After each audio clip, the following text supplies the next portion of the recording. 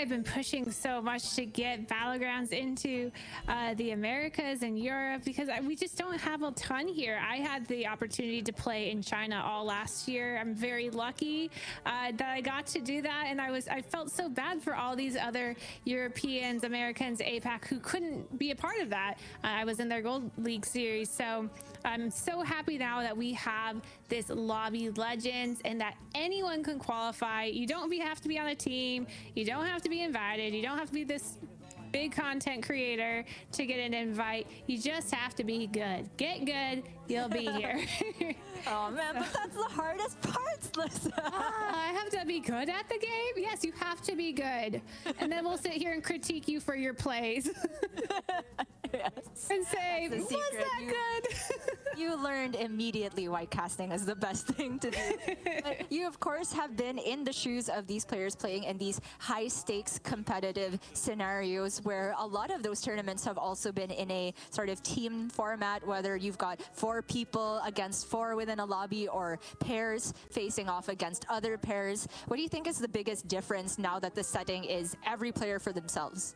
I mean, team tournaments are just so different. If you think about global invitationals, that was 4v4, but we weren't aware of who we were facing. So that was the most individual team play I've ever done, where you're really just concerned about yourself because you can't even see who's who. So you don't know who to target, who to, help out, who to rearrange minions for.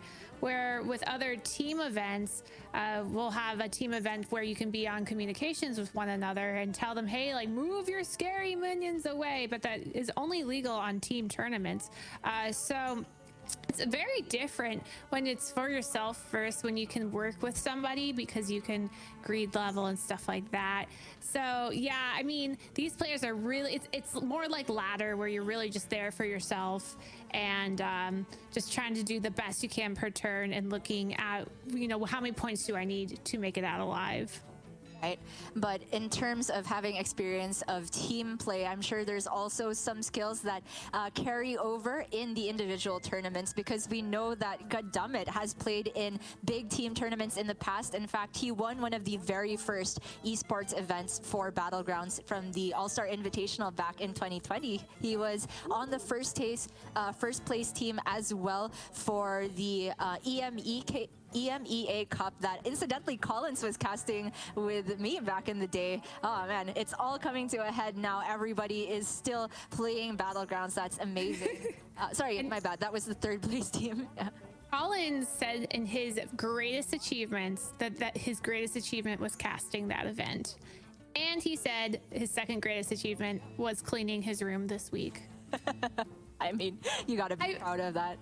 I'm sitting here like, you won global invitationals, you made Lobby Legends, you've been top 1 on the ladder numerous times, and your greatest achievement is casting that event and cleaning your room. So humble from Collins. I wonder if he'll put in his next greatest achievement that he made it out of the first lobby to qualify for the first Lobby Legends finals. Maybe he will. Maybe he'll still be humble and clean his room was his achievement. I don't know. Yeah. Speaking of Collins, I just looked at our Discord chat a little bit more, and apparently back in the day of just a while ago, that triple that I called 100% bait, Collins froze it. So that goes to show that I have a lot to learn here, and there is a big difference that 2000 MMR can make here. These players are at the top for a reason, but thankfully we did get word that we are restarting that game. We'll have the coverage very, very soon. In the meantime, Sosa, is there any other player you want to sort of put a spotlight on from Lobby B? Yeah, let's put a spotlight on Kurt because you were just saying that you don't know him very well, and so that's someone we should put a spotlight on. I had the pleasure of facing him on the ladder last night as he was preparing for today. I gave him a wave. He waved back. We happy cowed. It was a quite pleasant game until he murdered me, but he did win the lobby, and I took 2nd, as what happened to caster versus competitor. But we have restarted this game, and we finally get a Gallywix game. Say on Gallywix with no demons, no pirates, no Quillbore. So there will be cleaves in the lobby for Gallywix, which is very interesting. We also have elementals in, so very exciting Gallywix play will likely happen. Yeah, it's our first Galley of the tournament, which is very weird to say that given we're already in the fourth one of the day, even fifth if you want to count the half lobby a while ago. And the beasts being in and elementals is a big deal for the early game of Galliwix because that means both Elemental and Alley Cat are available to essentially print money. The hero power from Galliwix means that any of these token minions, when you sell them, give you more total gold across a 2-turn period. And it's more about being able to stabilize in the early game with Galley because it takes a while to really pop off and then use that buddy potentially with Brand to build those big cleaves that Slissa was talking about. But over here for Kurt, we have a Mastering Wen pick, one of the most contentious heroes. I feel like this is a love-or-hate type of hero. And with the buddy system, I feel that when alongside Hook Tusk sort of fell off a bit, I feel like their buddies can't keep up with other people. But do you have any other thoughts on that? Yeah, I agree. It was just when the buddies came in, it just wasn't a strong buddy. So this hero kind of fell off. But I do like this freeze for the pair in the shop. So we can see now that Kurt will be doing the warrior curve, staying on tier 1 until he can find triples, usually leveling on 7 gold. And I really like Rokara as a hero option selection here because he's buffing up his minions a bit early. Rokara is a good hero power to have with mechs on your board, so I like this. It's true, but a bit unfortunate that the micro mummies were buffing the first half of Elemental, which is never going to stay on the board unless he wants to keep it a bit longer because now there's an option for a 2-cost hero power. The Scabs is a great one to have in the early game. Means he can still spend the gold efficiently without having to sell away this Elemental. But there's still a line where you sell it just to make sure that it can't steal any more buffs and maybe put it on a minion, the attack buffs from the micro mummy that actually have a bit more permanence. We do see Kurt going for the Scabs hero power here though. Is he going to use it? Maybe not. Nope. Okay. Not about it. Gonna get a freeze. I'm not sure if people saw, but Kurt's cat was probably giving him some thoughts. Kurt's cat was in the bottom right hand corner of his camera and I couldn't. Oh, there he is again. Hi, cat. Wait. You're distracted by the cat. I'm distracted by these trolling micro mummies, which keep buffing Elemental or Water Droplet. They're not buffing any mechs, which is really unfortunate for Kurt. Those are the way more permanent minions from his comp. But over here on Hoth, we have a Galakron selection, which is very, very interesting. I feel that Galakron is pretty good right now, honestly. It's similar to how it plays out before, but the buddy being tier 2 means that you can spike even better. Nest Matron is an option here, but not quite the best Avenge setup. Do you think he should settle for it or keep going higher with the hero power? There is an Avenge minion in the shop. It's just, I'm not sure if his middle minion is a token, because if it is, he could take the Witchwing and the Micro Mummy. It's just depending if, nope, it's not a Elemental. So he is going to take it, and he has the money to just level, and can consider freezing for the Micro Mummy just for an Avenge unit. It is a consideration, but on tier 2, there are a lot of taunts and Avenging is there as well. And we see Kurt is tripling into a 3-drop, which we keep seeing today. And finds Rat Pack. And Rat Pack. Yeah, that is basically the pick here. Like, you can make the argument that the 4/4 it's in some situations better just for straight up stats, but he does have Micro Mummy, which has a good chance of buffing the Rat Pack eventually, so you can get more than 2 tokens from that later on. It does finally buff something that isn't the Water Droplet, and he gets the Buddy online, so maybe Kurt is still able to stabilize even with those awful buffs from the Mummy at the beginning. He's going to deal a lot of damage to the Galley as well with all of these tokens sticking. Like, 6 might not seem like a lot, but this early in the game, that is way more than the Galley wants to be taking. Yeah, because the thing about Galliwix is he's really weak until he finds his triple, his power spike. But now with the buddy, Galliwix has a huge power spike and can stabilize as long as he gets the buddy, which means he needs to be dealing damage, winning turns, not falling too far behind. And we see the Galliwix here has a triple, freezing. I don't know if he's going to be able to wait out for a 5-drop though with the money. It's definitely close, and tripling into 4 for Sese, I want to say, is not the end of the world. Like, if he hits a Hydra, that's something you could use as the platform for the buddy buff later on and use that to stabilize. But over here on the side of SJMR, he has descended below camera, which I can very much relate to. My posture also gets worse and worse as the day goes on. But as Daryl here, it looks like he is going to finally pay off on all these dances and take the pup bots. Nothing else to spend his gold on. He is going to hold on to a little bit of money and dance on the next minion potentially. But with Daryl, I honestly find it really difficult to figure out when you can keep going for these buffs and staying low and when you need to start aiming higher and leveling. Do you have any tips on that? Yeah, I mean, obviously, if the shop has tokens and pup bots in it, you're going to stay. But if you see nothing, it's time to go. It's time to move on, especially getting to tier 3 and 4, where you can start getting magnetics for your mechs and whatnot. So it very much depends on what's offered, because when you're on tier 1, you're only getting 3 minions. I have seen someone like Dog do a fun trick where you stay on tier 1 forever with tricksters and chroma wings, and that's when you don't see mechs or something in the lobby. And he very successfully did this and was quite impressed. But we see now Satellite has a triple on board, got to the buddy. Is he going to go for a 5 drop? He looks to be doing so. Going to get that buddy out so his buddy gets some buffs. Oh, just kidding. The Elemental stole from the micro. Lee just realized it too. He's like, why is it not buffing? However, we see a Mama Bear, SI7, or a Crocolisk. Interesting options here. The Mama Bear can give way better direction, but you have to see what. Honestly, such a tough pick because Mama Bear, again, better direction and also immediately buffs the buddy. But he does have these 2 micro mummies, which potentially is an event setup for the Croc. And given that the baby Alec is a beast, he could get some immediate good stats from it. Ends up, though, taking the Mama Bear and can immediately rebuff the Rattler after it take some minus stats from the Zyrella hero power.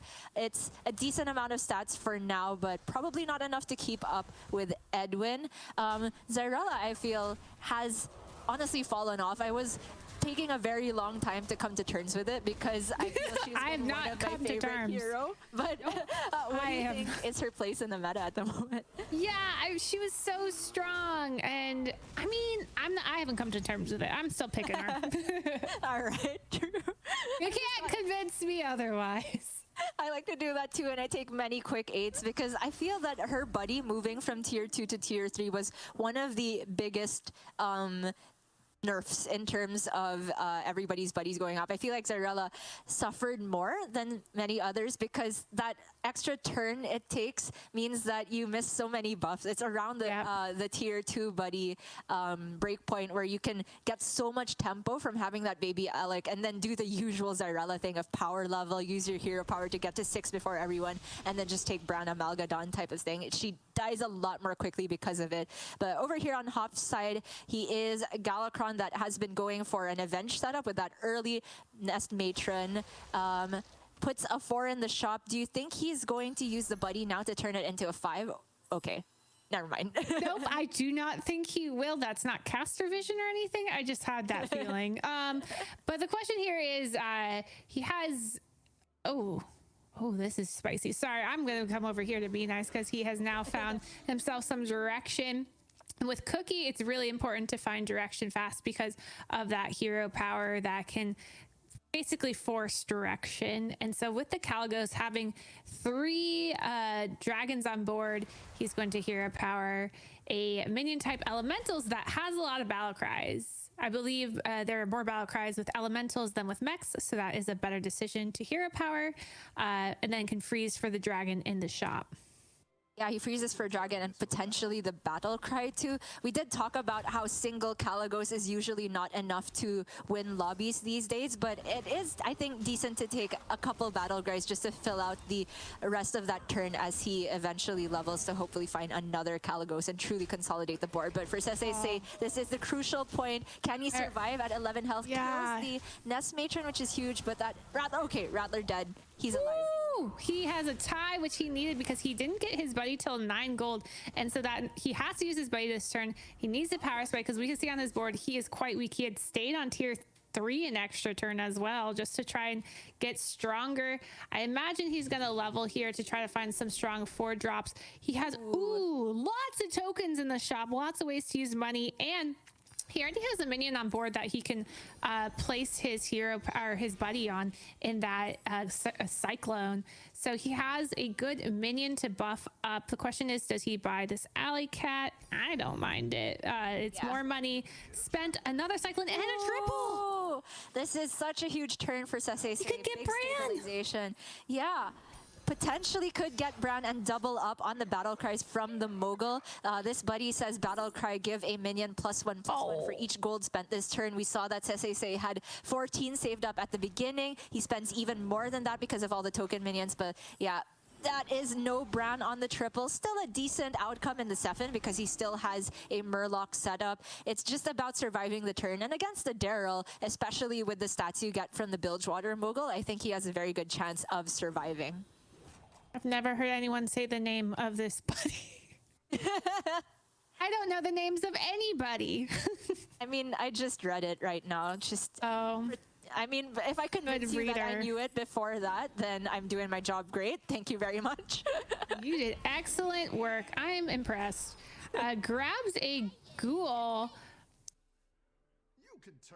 Obviously, as a defense mechanism for Daryl, knowing that Daryl likely has a lot of divine shields. Actually only has 1.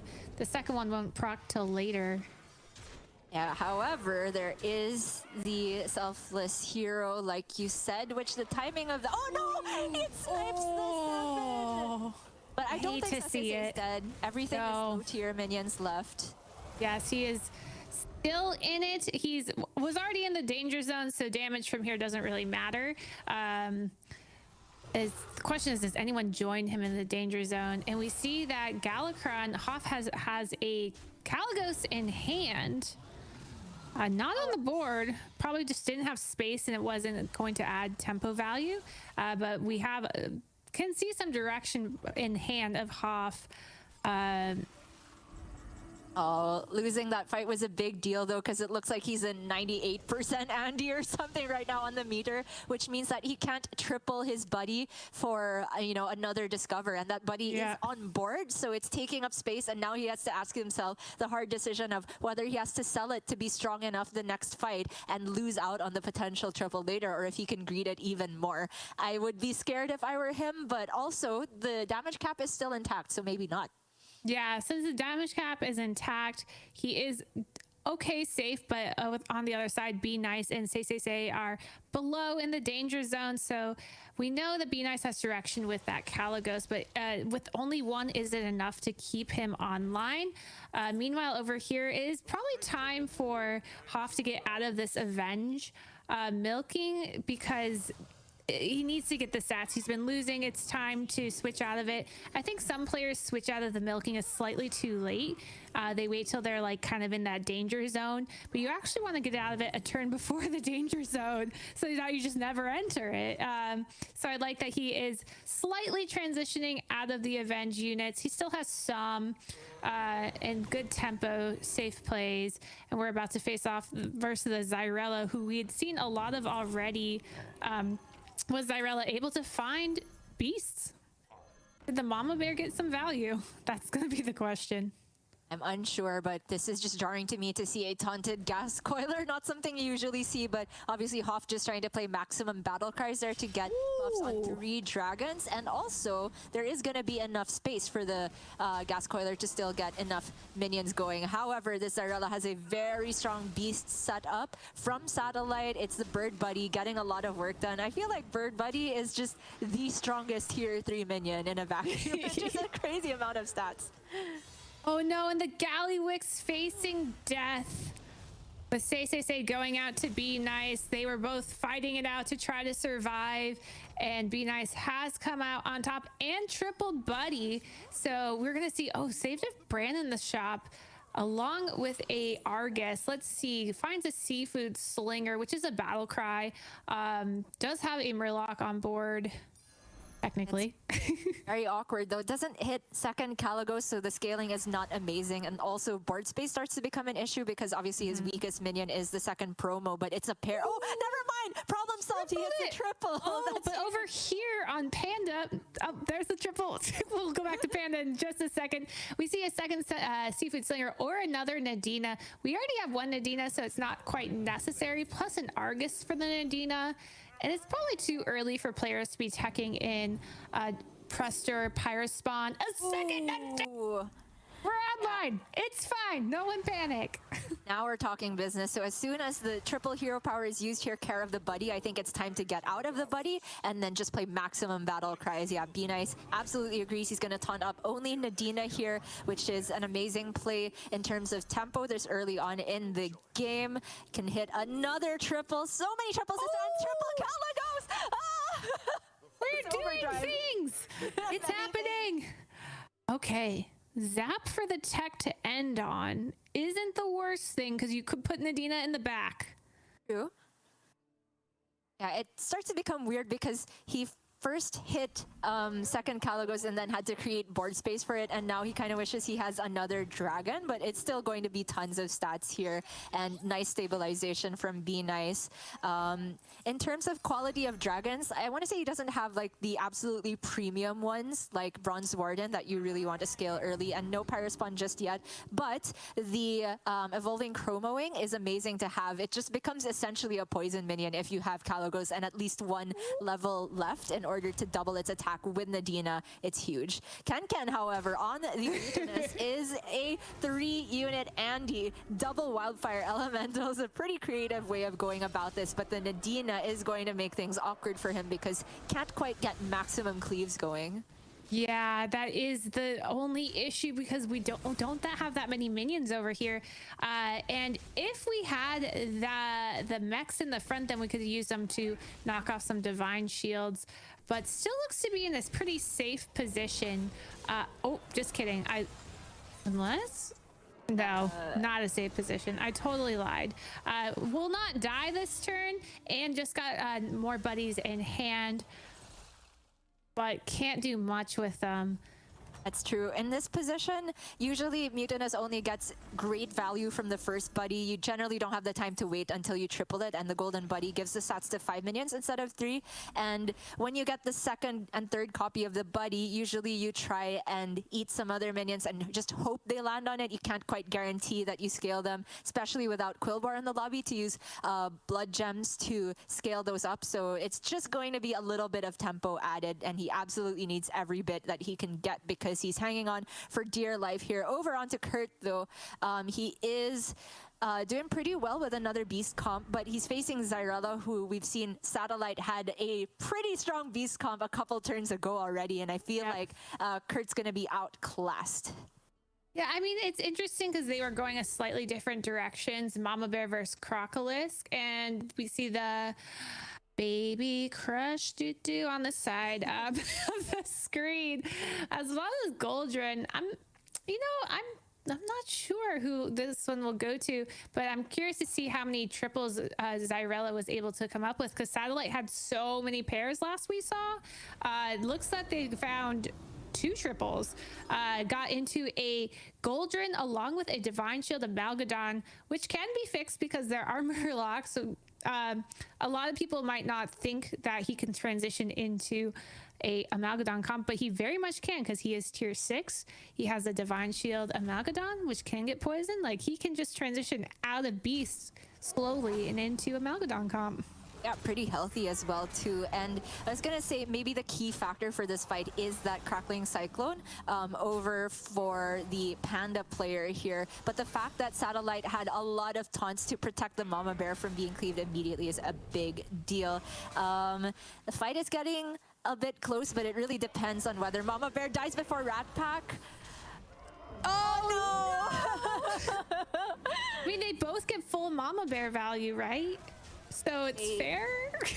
Sort of, but obviously there is more value to be had for Kurt here. It's a big deal. Okay. Oh, Actually, okay, turns it's a into tie because the Baby Crush wasn't able to attack. If he did attack, he would summon a 9/9 and he would have won. But since it went the other direction, that is not what occurred. And it looks like a damage over here with some good setup going on, facing the ghost. 7 gold, needs to make some decisions. He has 1 health and a dream, as I like to say.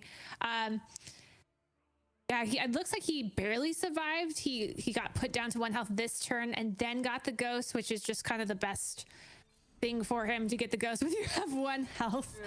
So needs to decide, like, how do I scale my board? He's a bit board locked right now. Because, yeah. Could be the Light Fang's time to go, but if not that, then the egg. The buddy is a bit awkward in that it doesn't gain value from the Light Fang, but I do think it is scaling faster than Light Fang scaling. It gets +2/+2 for every minion bought, right?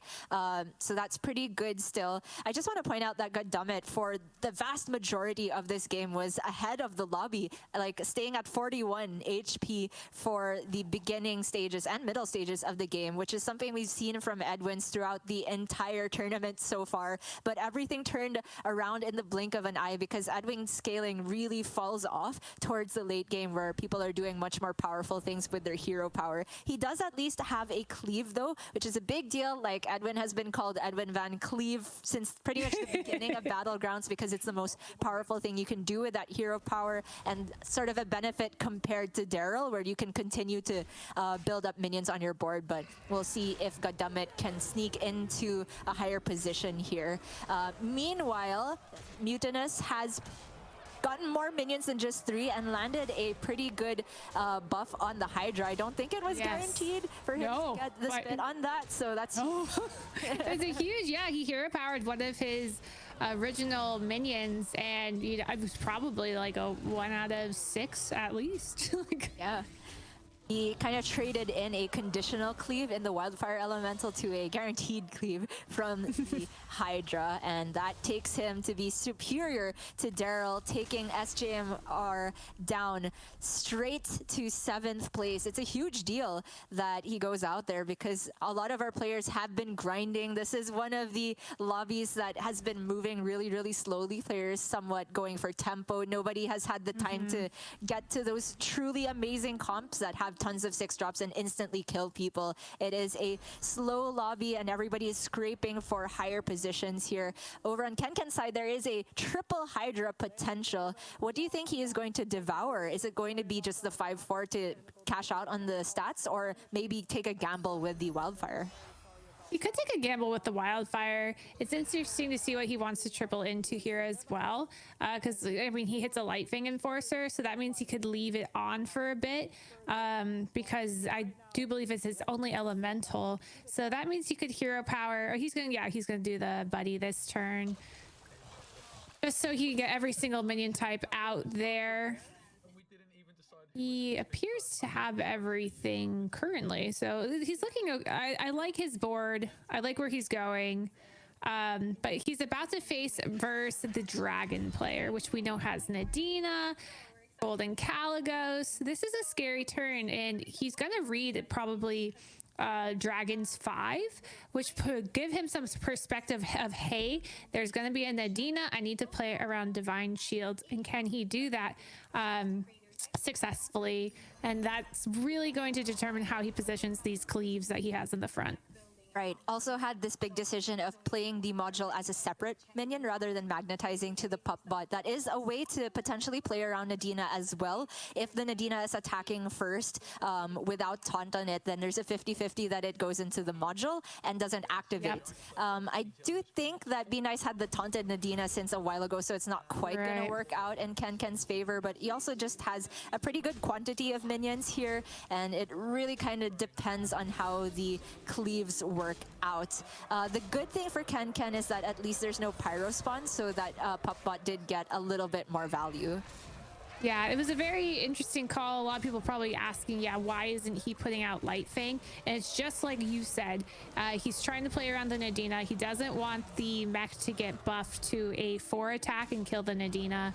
So he was specifically playing around Nadina by not playing that Light Fang there. But unfortunately, it's not going to be enough.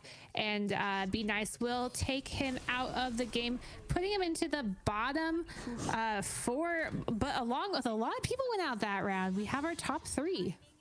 Yeah, I mean, so many times this tournament, we've been seeing multiple players get wiped out on the same round because every player is super conscious of playing to their outs and trying to get every single turn they can. And once you have all these high-level players together, it generally happens that many people end up dying on the same turn unless somebody has had a huge power spike. But we do have, I want to say, a pretty fair lobby where there's no out-of-control Amalgadon player that just has a million money since Gallywix died early. We have Be Nice scaling with the triple Caligos, and goddammit, managing to hang in there despite being at 1 health for so long. He has secured himself a top 3, which is a huge deal. Yeah, we see that our last player, Hoff, has that Presser Power Spawn in hand for when he needs to face a Dragon player, but he knows he's not facing him yet. He is up against Goddammit, who is reading Menagerie, Mixed Minions, probably reading Murlocs, actually. So he is just holding it in hand and keeping in mind, like, hey, if I have to face Be Nice next, this needs to be teched in. And we can see here, Goddammit just... he got out of the Light Fang for his cycle spot, so he can keep trying to buy minions, buff up his cleaves, his cyclones. But is it enough?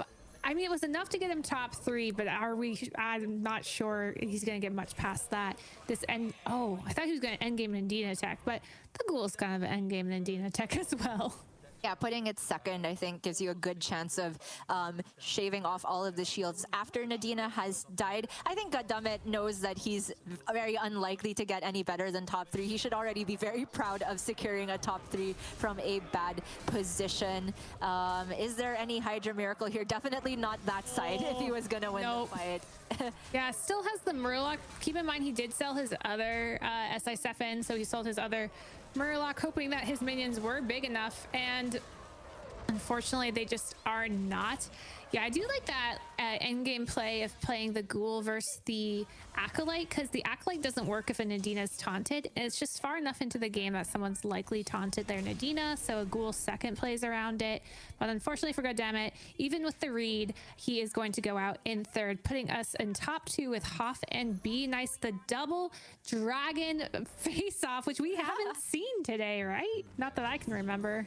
That's true, and everybody has the double Caligos effect because the triple Caligos does the same thing as having 2 separate Caligos on board. The benefit of having the triple is, of course, you have more space. I want to shout out to Goddammit there that honestly I was writing him off, but that fight looked very winnable due to his position. If the cleave had just won the 50-50 of going in the right place, there's also a very unfortunate outcome of his best minion going straight into the only minion on the other side that could not have let him take a value trade, and that sealed his demise. However, like you said, all the focus on the Dragon Mirror now, and with both players having Nadina, what is the right way to position and tech around here? Yeah, so thinking about ways that, okay, can I get Divine Shield? Can I get double Divine Shield on the taunted Divine Shield dragons? And I want to point out a play that he did. When he had 4 gold left, he stopped and considered. And I don't know if people recognize what he was considering. He was considering leveling because he had 4 gold, and because he's only tier 4, and his opponent's on 11. So if he wins with a 6 dropout, he will not kill him. And so he was considering, can I level here? Am I strong enough to level? And if I win, I kill him. Or am I not strong enough? I need to buff. And he went with the buff instead. I mean, that is a very, very cool call out. It's something I rarely think about, but I feel a lot of the best players absolutely recognize that breakpoints in terms of damage are a very real thing here. The difference between winning the lobby or getting second place can be coming down to just 1 damage. So we'll see if it works out for Hoff or for Be Nice here. It is the Battle of Dragons with Nadina, and if both players have access to that, I feel like it just on average comes down to a stats war. for.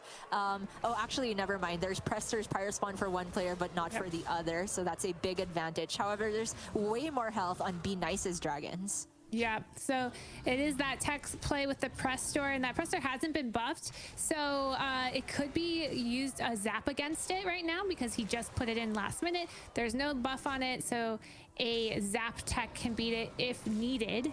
But it looks like it's not needed for the turn, though it won't be a win, so it is a consideration for Be Nice. Hey, I need to level, because these players have not been leveling to 6, off on 4, Be Nice on 5. So I wonder if Be Nice is like, okay, I should level to get that zap, or am I gonna just keep buying stats? Stats won him the last round, so it's not a poor play at all. If they won him last round, they can win him this round. Super interesting, the interplay too of Be Nice being the player that can get to tier 6 and still roll for potentially second Nadina, but he knows that Nadina is not super useful to him because there is a pyro spawn on the other side. Meanwhile, for Hoff, like, another Nadina would be great for him since he didn't see any pyro spawn last fight, but he was pretty far off from getting to tier 6, so that's not realistic either. We have Be Nice ending on a Houndmaster, which is not ideal. However, he just kind of knows that he is winning the stats for, so he is just doubling down on that and getting way more health on his minions, allowing them to value trade, even with that pyro spawn, allowing Hoff to knock off some shields. Is there a way that Hoff can pull this victory through even though he's so behind on stats? I don't think so. The fact that he passed up that zap tells me he knows that he's not going to have a next turn to use it against a possible Prestor put on the other side of the board.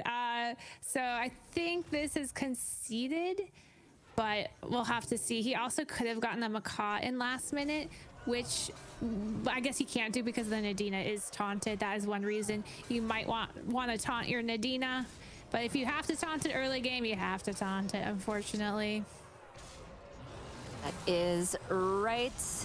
It is looking like a very similar outcome to last fight where, again, the Pyro-Spawn does a lot of work, but it's still not quite enough to match the stats because the Divine Shields are one thing, but the health still allows for Be Nice to value trade every single time with his dragons here, even though he had essentially playing down one less minion with the Houndmaster compared to Hoff, who had bona fide threats all across the board. It is still going to be a solid victory for Be Nice. In the Battle of the Dragons, Be Nice comes out on top. That was a very, very cool first lobby. Yes, and after the first lobby, we can see Be Nice on top with 7 points, Hoff 6, good damn it, 5th, and then a tie for 4th between Satellite, Ken, Kurt. Say, and SJMR will need to do a bit better, pick some greedy heroes to get back in it, which we saw last game. We saw some players who initially did poorly come back and win it, so they can still do it in this lobby. That is right.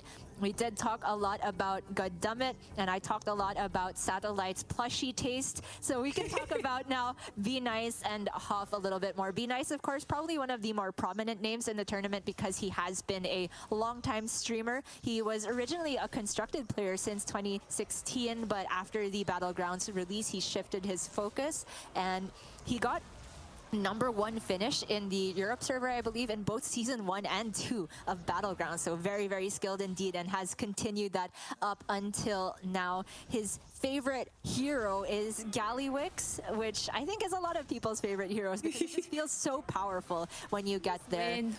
But he has, of course, a very, very relevant message to everybody in the world right now, where it's nice to be important, but it's more important to be nice. Oh, so sweet, Be Nice. You love to hear it. And I also want to point out that he also had a workout ball behind him. Is that maybe the key to success in Battlegrounds? Oh. There it is. I am never going to get better then, unfortunately. And then over on our second place finish, it was Hoff, of course, who is from China. Unfortunately, we don't have too much of a background on him compared to the other players because from Benage, we actually heard that in the Chinese qualification system, their 4 representatives were largely unknown names compared to the favorites. Like Slissa, I'm sure you're going to be familiar somewhat with some of these Chinese players that are prominent due to playing in the Gold Series, but these None of them were here. Right? Yeah. Yeah. So I play in Gold Series, which is a team league event. And so it is not qualified. It's based on what team you're in. And so those team players just didn't make it, it looks like. And that's very interesting for China because that means there's going to be some new names on the block, maybe gaining some popularity, maybe getting signed to a pro team, which is very important over there. Yeah, very happy to see it, that they have the same open qualification that's available to the rest of the world. It can happen in China as well, fielding names that may not be familiar, but after Lobby Legends, they're going to become legends in their own right. Off to a very good start, but a difference to last lobby, I suppose, or the last set of 8 players, is that we do have, at least in the early part of this tournament, some front runners from the same region, Be Nice and Goddammit, performing very well, showing up for EU. Yeah, very exciting for Europe. America's not doing as hot there, so I'm not going to say anything. I'll keep my cool. But you know, I think they'll turn it around by games 2 and 3, which are coming up soon.